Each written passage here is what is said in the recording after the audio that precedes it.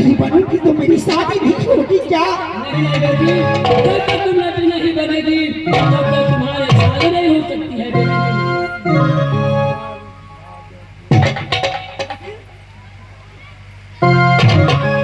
ये आगे मेरे बड़े भैया छबीला निवासी शिव कुमार यादव जी कलाकार को हौसला बढ़ाने के लिए 20 रुपये से पुरस्कार करते हैं। मैं शिव कुमार भैया को रंगमंच से 10 जोड़ के प्रणाम करती हूँ। और मैं क्या कहूँगी, हे माँ दुर्गा, हे जगत जननी माँ, घोषणा में सब नसीब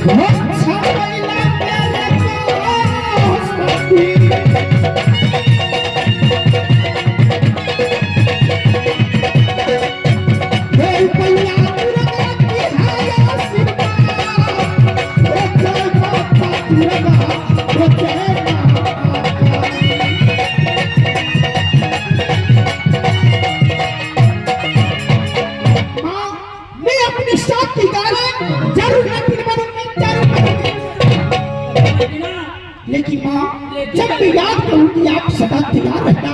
हाँ बेटी, हर वक्त तुम्हारे बनने तैयार रहेंगे बेटी। जब तुम याद करेगी ना तब मैं तुम्हारे याद आएंगी बेटी।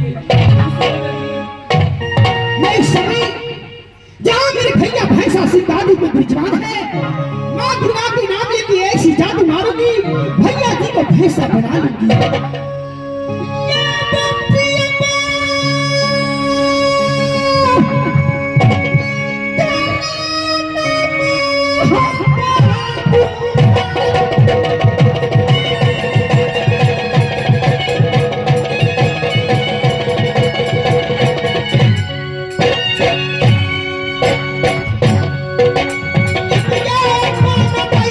हम ना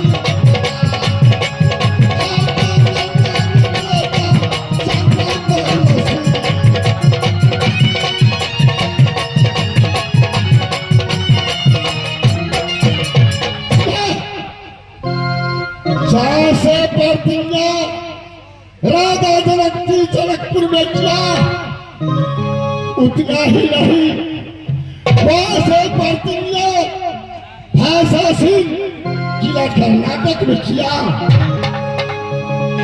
1200 दूल्हा को सर मैंने कर्मा में झुलाता हूँ, वो तेरा हाथ में दूल्हा कोई